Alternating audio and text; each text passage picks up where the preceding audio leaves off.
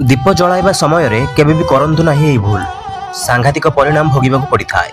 बंधुगण, हिंदू धर्म रे दीप जलाइबाकू नै अनेक प्रकार धार्मिक महत्व सब रही अछि। दीप जलाई आमे देवादेवी को आवाहन करिथाउ। एथिसह देवादेवी को कृपा प्राप्त होइले घरे सुख शांति और समृद्धि बजाय रही थाए। घरे सकारात्मक ऊर्जार मध्य संचार घटिथाए। तेबे जलुथिबा दीपरु आउ एक दीप जलाइबा उचित नुहे बोली कोन आपण ए विषय रे जानिछन्ति कि? दीपकु नै एभली किछि महत्वपूर्ण कथा आपण को कहिबाकू जाउछु। तेबे गोटिए दीपरु आउ गोटिए दीप जलाइबा उचित ना अनुचित आसंतु जानिबा।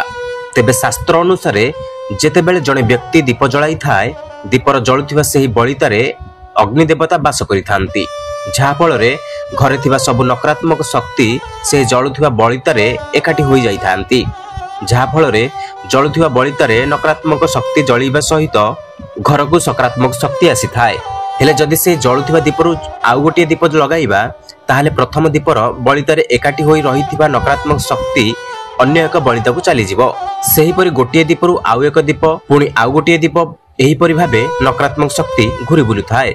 हेले सेही नकारात्मक शक्ति नष्ट होई पारि न थाए। तेबे जदि जणे व्यक्ति अन्यर जळुथिबा दीपरु अग्नि आनी निज दीप जळाई थाए तेबे सेही व्यक्तिर जीवन रे अनेक प्रकार समस्या आसी थाए।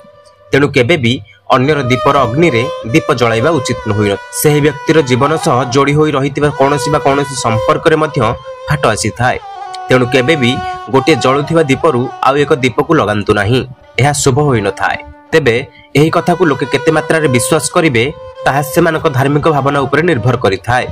आम सह आगकू एही भली जोड़ी रहिया पई आम वीडियो को लाइक करंतु, शेयर करंतु एवं चैनल को सब्सक्राइब करंतु। जय जगन्नाथ।